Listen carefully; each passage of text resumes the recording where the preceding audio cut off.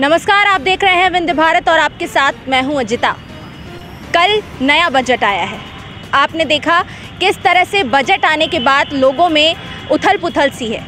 लोग क्या कुछ देख रहे हैं, किस तरह से इस बजट को लेकर उनके मन में कई सारी सवाल, कई सारे कमियां जो उनको इस बजट में दिख रही हैं। आपको सीधे लेके चलते हैं विवेकानंद पार्क में कि लोगों ने क्या कहा। नमस्कार, आप देख रहे हैं विंध्य भारत में जावेद अंसारी, राजेश विश्वकर्मा के साथ। कल केंद्रीय बजट पेश हुआ है। बजट में तमाम बातें हैं। आज बात उसी बजट को लेकर आप अपने टीवी स्क्रीन पर देख पा रहे होंगे। रीवा शहर के यूथ की एक टीम हमारे साथ मौजूद है। आज का युवा बजट को लेकर क्या सोचता है, आज हम बात इसकी करेंगे। क्या नाम है और बजट को लेकर आप क्या सोचते हैं? मेरा नाम आशुतोष मिश्रा है। मैं जो अभी बजट भारत सरकार द्वारा आया है 2022 और 23 का, वह एकदम जो 1 लाख करोड़ से ज़्यादा का बजट है, वह स्वागत योग्य है। इसको हम स्वागत करते हैं। यह विद्यार्थियों के लिए शिक्षा क्षेत्र में बहुत ही अच्छा बजट है। कैसे? ये उच्च शिक्षा को जैसे अभी 5,000 करोड़ का जो दिया 5,000 करोड़ दिए गए हैं, स्कूली शिक्षा को 9,000 करोड़ और केंद्रीय विश्वविद्यालय को जो 2,000 करोड़ रुपए दिए गए हैं, उससे हमारी जो नई शिक्षा नीति है वो अच्छी सुदृढ़ हो सकती है। नई शिक्षा नीति बेहतर होगी जिस तरीके का इसमें प्रोविज़न किया। विनोद जी क्या कहेंगे? शिक्षा नीति केवल शिक्षा नीति पे बोलना। शिक्षा नीति जो कल अडानी और अंबानी के लिए बजट पेश किया गया, उसमें तो कुछ शिक्षा नीति का है ही नहीं। जो पहले जो बोल रहे हैं शिक्षा नीति, यदि उसमें कहीं शब्द हो तो बताया जाए। शिक्षा नीति का कहीं कोई शब्द नहीं है। शिक्षा नीति के बारे में मैं अभी आपके पास फिर से आऊँगा। बताइए, क्या बजट को लेकर क्या सोचते हैं आप? जो कल बजट आया है उसको लेकर जो 5 नए संस्थान खोलने की बात की है, उससे विद्यार्थियों को काफ़ी लाभ होगा। और इसमें कैसे जो 5 नए संस्थान खोले गए हैं, वैसे में विद्यार्थी ज़्यादा से ज़्यादा पढ़ सकेंगे और शिक्षा के लिए काफ़ी अच्छी चीज़ है। ये शिक्षा के लिए नया बजट दिए गए हैं और सबसे ज़्यादा शिक्षा के लिए बजट दिया गया है, जिससे बजट शिक्षा को लेकर आप बताइए क्या सोचते हैं बजट को लेकर ओवरऑल? जी, बहुत ही सराहनीय फैसला लिया गया है सरकार द्वारा और इसमें 6.26% की बढ़ोतरी करते हुए 40,828 करोड़ रुपए आवंटित किए गए हैं शिक्षा के प्रति, जिससे बच्चे बहुत अपने फील्ड में पढ़ सकते हैं, उनको शिक्षा का अच्छा ज्ञान प्राप्त हो। शिक्षा की नीति में काफ़ी बेहतर काम किया। बताइए बजट को लेकर पिछले 2021-22 में सरकार ने 23,224 करोड़ रुपए बजट किए थे, तो और इस वर्ष के 2022-23 में 12% अधिक है, तो बहुत ही अच्छा है बजट के लिए काफ़ी। हाँ बताइए।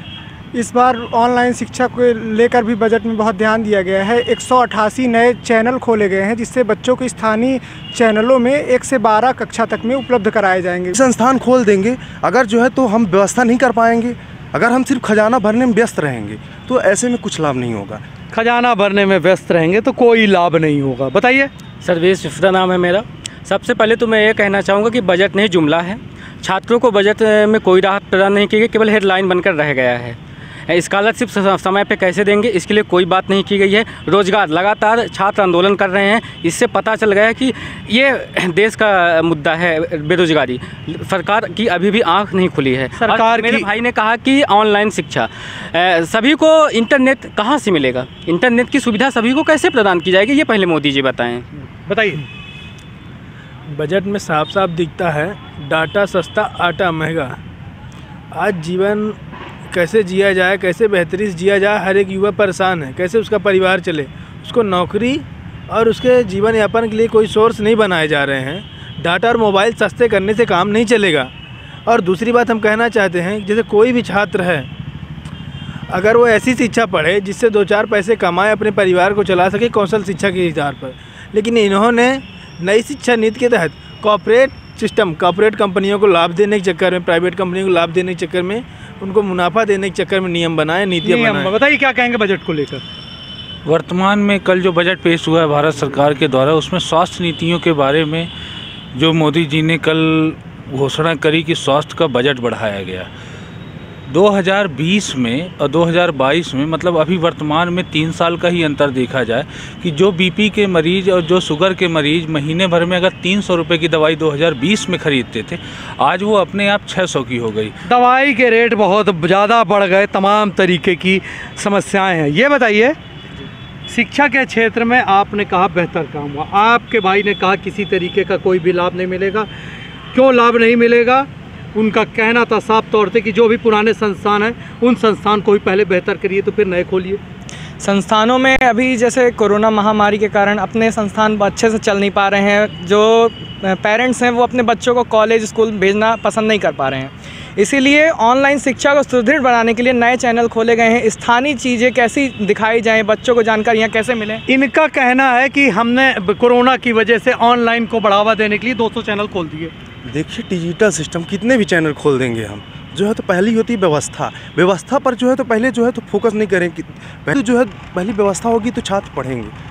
अब ऑनलाइन व्यवस्था कहाँ है? डिजिटल सिस्टम तो हम बोल दिए, सिर्फ जो है तो वक्तव्य दे दिए कि जो है तो वक्तव्य दे दिए, लेकिन इंटरनेट की सुविधा जो है तो व्यवस्था, इंटरनेट की सुविधा नहीं है, कैसा करेंगे? इंटरनेट की सुविधा, जैसा कि भैया ने कहा कि ऑनलाइन शिक्षा है तो पढ़ने में समस्याएं होती हैं, जो भी है, तो लगभग आजकल ऐसा कोई भी घर शायद ही हो जहां एक एंड्रॉइड फ़ोन ना उपस्थित। सबके पास फ़ोन है। आप कह रहे हो कि ऑनलाइन, तो सबके पास फ़ोन है? नहीं, गाँवों में नहीं है। गरीब लोगों के पास ना मोबाइल है और उसकी ना सुविधा है। कहाँ से वो रिचार्ज, गरीब जो है वो रिचार्ज कहाँ से कराएगा? अब बताइए, बड़ा सवाल यहाँ पर है कि कैसे फ़ोन चार्ज करेंगे? मैं आपको बताता हूँ। यहाँ पे आप किसी से भी एक छोटा रिक्शा चला रहा हो या फिर कोई भी मजदूर काम कर रहा हो, एंड्रॉइड फ़ोन है, उसके मोबाइल में नेट है, वो दिन भर यूट्यूब में वीडियो देख रहा है, तो क्या पढ़ाई नहीं कर सकता? दिन भर यूट्यूब में वीडियो देखता है।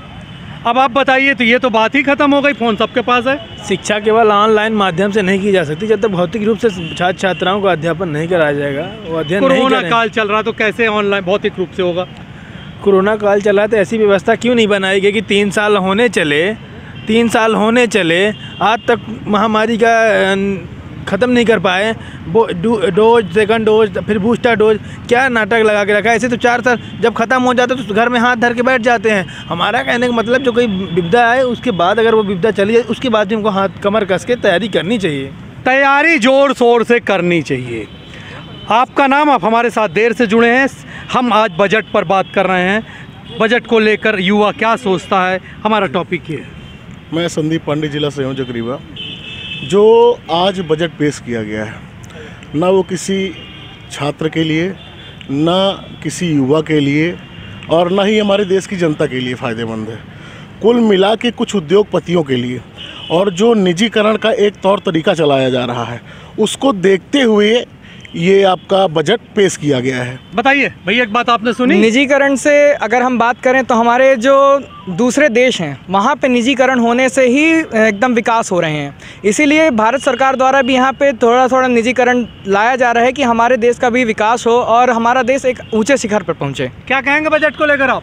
मैं भारत सरकार के बजट का स्वागत करना चाहता हूँ। शिक्षा के क्षेत्र में इन्होंने बहुत अच्छा बजट रखा है। 1 लाख करोड़ से ज़्यादा का बजट है। और हमारे यहाँ ऑनलाइन शिक्षा, जैसे कोविड जैसे महामारी में शिक्षा का स्तर काफ़ी नीचे गिर गया था, इसमें ऑनलाइन शिक्षा के लिए काफ़ी बल दिया गया है। ऑनलाइन शिक्षा के लिए काफ़ी बल दिया गया। आप लोग कह रहे हैं बेकार बजट है? शिक्षा का महत्व होता है जब छात्र पढ़ के बाहर निकल जाए और उसको रोज़गार मिल जाए। तो कहीं ना कहीं अगर रोज़गार नहीं मिला है तो कहीं न कहीं किसी ने हर प्रकार से शिक्षा में कमी आई है। हमारे NSAI के साथी अभी कुछ दिन पहले ऑनलाइन परीक्षा की मांग कर रहे थे, तो आज जब ऑनलाइन शिक्षा को बढ़ावा दिया जा रहा है तो उन्हें इतनी दिक्कत क्यों हो रही है? ये बड़ा सवाल है, बड़ा सवाल है। कुछ दिन पहले आप लोग कॉलेज के गेट में धरना प्रदर्शन भी कर रहे थे ऑनलाइन को लेकर, अब आप क्या कहेंगे? सबसे पहले तो मैं आदरणीय भाई के बात का जवाब देना चाहूँगा कि मोबाइल नहीं है लोगों के पास। मतलब मोबाइल है। मोबाइल की बात खत्म करिए, आपने ऑनलाइन की बात की थी। जी हाँ, हमने बिल्कुल हमने ऑनलाइन या ओपन बुक के माध्यम से की थी। जिनके पास सुविधा है ऑनलाइन की वो ऑनलाइन लें, और नहीं सुविधा है तो ओपन बुक से पेपर कराएं। लेकिन आपके ज्ञापन प्रदर्शन में केवल ऑनलाइन की बात की गई थी। Online option, online open book दोनों ऑप्शन में था। न्यूज़पेपर की कटिंग अगर आप देखते हैं, न्यूज़पेपर की कटिंग में आपके पास केवल ऑनलाइन का ही वर्णन किया गया है, कहीं पे ओपन बुक का सिस्टम का वर्णन नहीं किया गया। ऑप्शन में था ऑनलाइन आ जाता है ऑनलाइन पेपर के लिए। बताइए ये झगड़े में क्या आप क्या सोचते हैं? देखिए क्या है, वर्तमान सरकार भाजपा की सरकार है। अगर ऑनलाइन पेपर होना ही था तो फिर इस बार ऑफलाइन परीक्षा क्यों करवा रहा है, क्यों करवाया जा रहा है? क्या कोरोना आज नहीं है? क्या कोरोना कल नहीं था? तो इस स्थिति में ये आकलन लगाइए, कहीं ना कहीं छात्र को एक राजनीति के पर्चे पे उतारा जा रहा है और उसके कंधे पर रख के। ये बहस बजट से हमने प्रारंभ की थी, अंततः घूम फिरकर ये पूरी टीम वहीं पर आ गई जहां इनको सबसे ज़्यादा ज़रूरत होती है, वो थी शिक्षा। बजट ये भूल गए, इनका साफ तौर से कहना था शिक्षा का स्तर बेहतर हो, कुछ का कहना था ऑफलाइन बेहतर, ऑनलाइन ख़राब, कुछ का कहना था ऑनलाइन बेहतर, ऑफलाइन ख़राब, कुछ का कहना था इंटरनेट नहीं है, कुछ का कहना था तमाम लोगों के पास एंड्रॉयड फ़ोन है। इस तरीके की कोई भी बात यहाँ पर नहीं है। ये जैसा कि आपने इन छात्रों को देखा, साफ तौर से एक बात जो सबसे बात निकल कर आई, हालांकि ये सारे छात्र राजनीति से जुड़े हैं, यूथ की राजनीति करते हैं, कुछ NUSI से हैं, कुछ विद्यार्थी परिषद से, लेकिन जब बात इन पर बन के आ गई तो ये केवल शिक्षा पर आके ठहर गए। हम लगातार और भी बजट को लेकर विभिन्न बिंदुओं पर बात करते रहेंगे। आज के लिए केवल इतना ही। अपने मेज़बान जावेद अंसारी को राजेश विश्वकर्मा के साथ दीजिए इजाज़त।